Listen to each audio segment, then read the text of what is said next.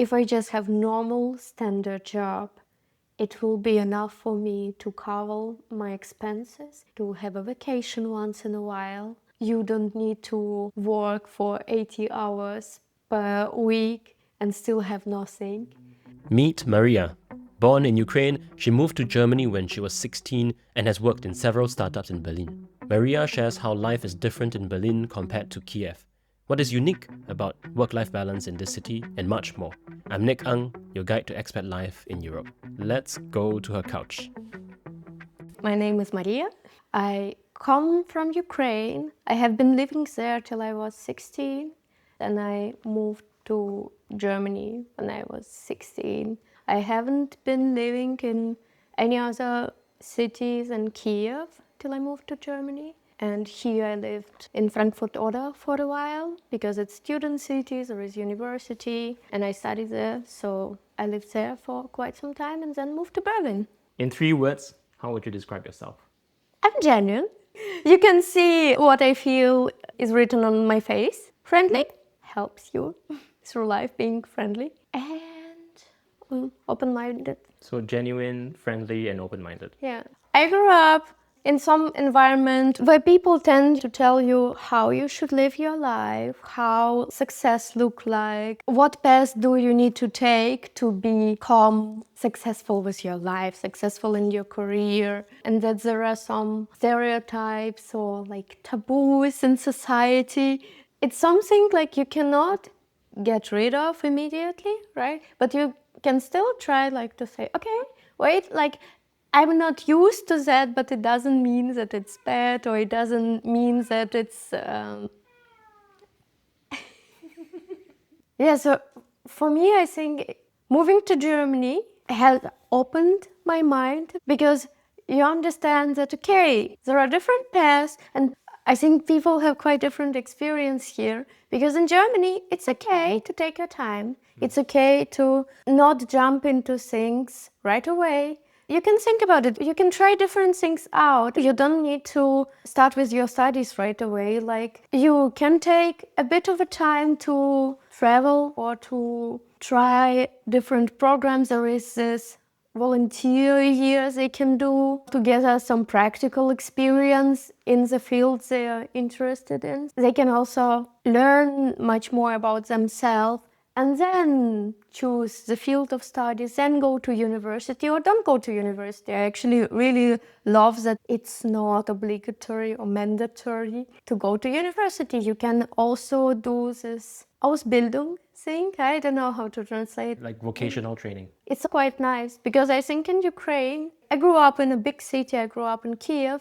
I would say that most of people were the same path. So it's basically you're finishing school, you're starting with your bachelor's immediately, then you do master, and it's like one after another. And I don't know, I just feel, how can you actually know what you want to do when you're like 15 or 16?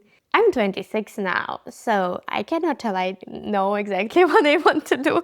So that's what I like about here, that the people have a bit of a different mindset, that take your time with it. Take your time with school, take your time with your decisions, what you want to study. What's a small but beautiful thing about living in Berlin? Berlin, I think, is a really special place in Germany, right? It's not for everyone, but I actually think almost everyone will find something they like in Berlin. I actually really like how many different cultures are here, on how international Berlin is, and how many possibilities.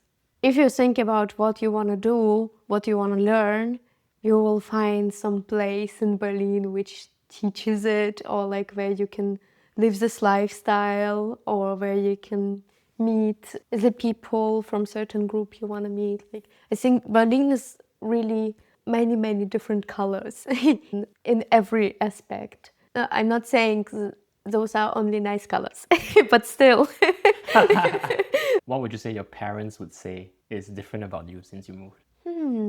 I think I became more open-minded and more tolerant, and also expressing myself a little better, being honest, but at the same time being polite. Also trying to be conscious about things I say and not repeating some stereotypes or like some words which can be a bit inappropriate, which you were used to use just because you weren't conscious about it.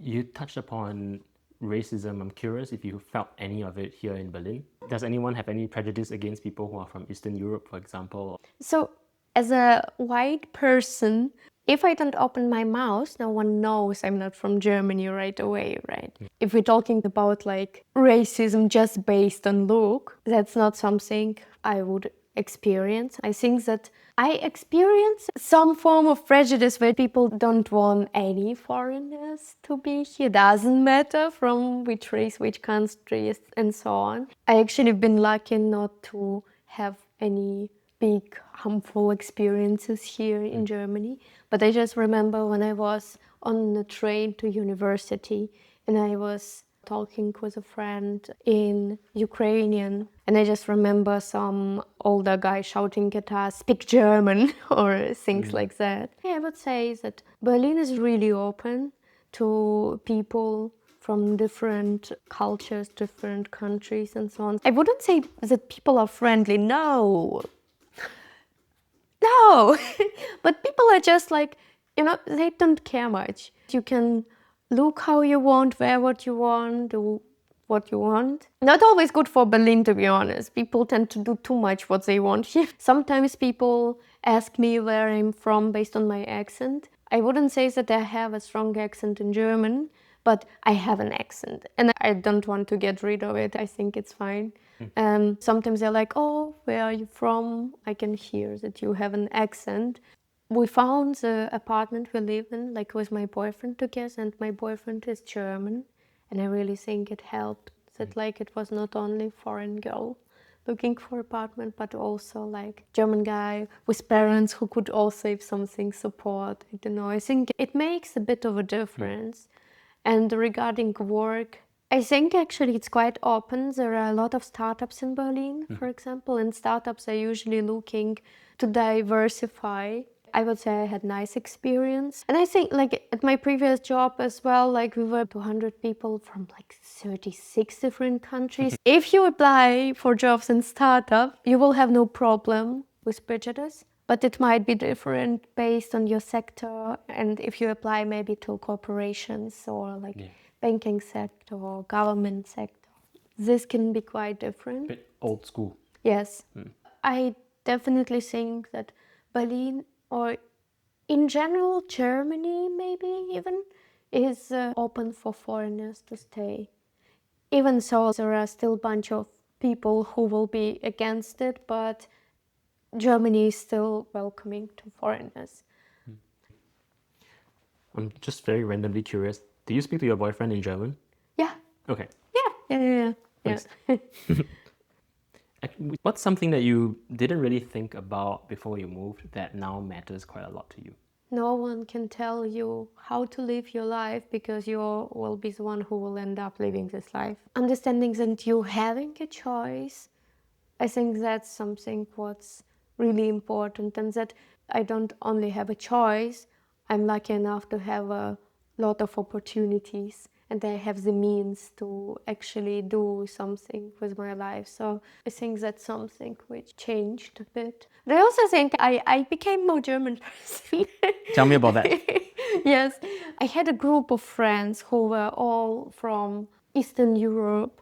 I just remember at some point of time, like we were walking with my friend after New Year's, and then we just saw some teenagers placing rockets on the tram stations. And I remember my friend being like, "You know what? I became German." So she called the police.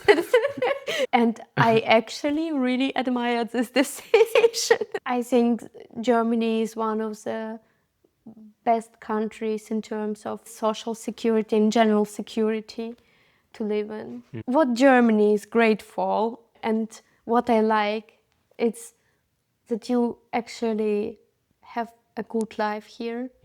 And you don't need to break yourself. You don't need to learn how to survive. You actually can live the life here. We don't have health insurance in Ukraine.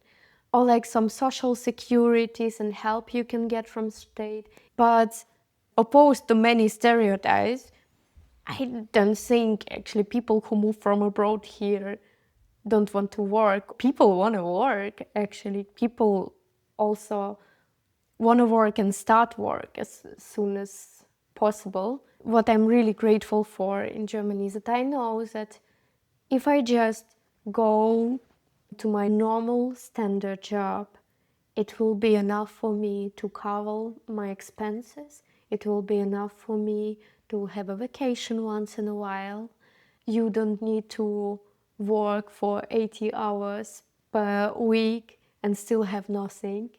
And this is something quite different. I can imagine that people in different countries have quite different experience, and that's something I'm grateful for.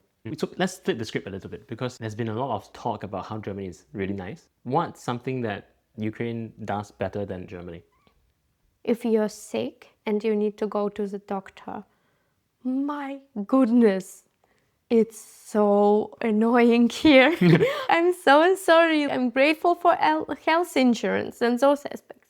But my goodness, if you're not feeling well and so on, it's already a challenge to find a doctor who will accept you and who will not say, we're not accepting new patients. Sometimes I really think that doctors don't work preventively. So like in Ukraine, usually we're taking the blood test, we're taking this and this test.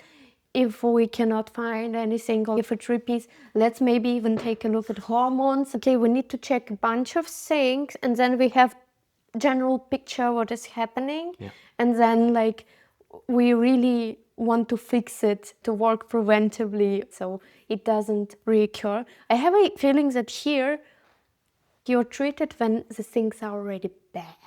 They treat you or take you seriously only after it's already gotten worse. And that's something I really don't like. Bureaucracy. My goodness. This is another level of bureaucracy. Sometimes I just don't understand the logic of it. You could save people really like months or years of unnecessary work. A lot of things are not digitalized. Institutions don't tend to communicate with each other. So you have to repeat or do things double, triple times. Yes. We have an app in Ukraine, and through this app, you can do almost everything. I can imagine that part of it lies data protection not be as good. So there are some things which I understand why it might work differently. But partially, I think that Germany is really behind on some technological advances and processes. Even those bureaucratic processes should have been improved by now, but they haven't. I agree with you, the bureaucracy here and the lack of digitalization is a thing here. Yet, Berlin is a tech startup hub in Europe. I read yesterday that OpenAI opened an office in Munich, and in their press release, they said Germany has the most number of developers using OpenAI's APIs outside of US. Wow, okay. It doesn't click in my head. Like, who are these people? Where are they when you need them to do something with the way bureaucracy is here? It makes no sense. But to be honest, I also think that there is a difference, right?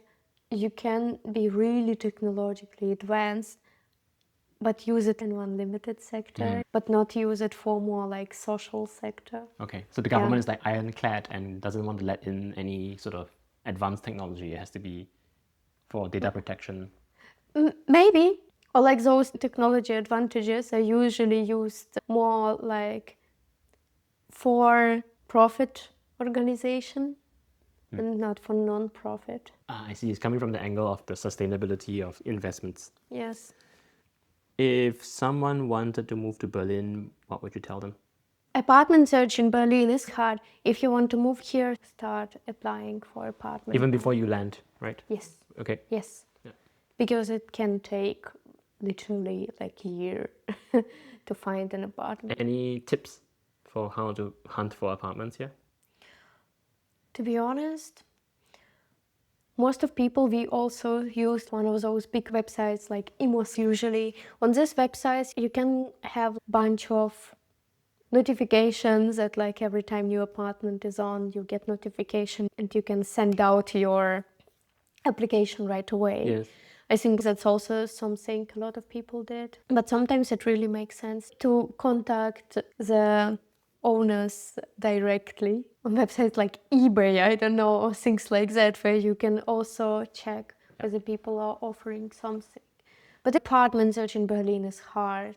I think we sent out hundreds of applications and we only got 5 visitings, and 2 of them were because we had some contact, we knew someone. Maybe you don't necessarily want to say that you have cats. You apply for apartment if you have full-time job, not part-time job, being a student, things like that. So people will have some advantages, of course. Yeah. One last question. So people who I think would be watching this interview are the people who are potentially having some kind of thought of moving somewhere else. Is there anything you would want to share to these people? Learn the language. I think it's just the matter of politeness. Other thing is just do some research, watch some videos. Maybe you will find this one helpful. Discover what people say about culture shock. What do you need to expect? How is job market in this city, in this country? What are the opportunities? And talk to actual people who live there if you have a chance, just so you can get real life experiences and then everyone can share some tricks with you. Or virtually have someone else talk to someone and then share that online, right? Yes. Thanks a lot, Mariia. I think that's a wrap on our interview.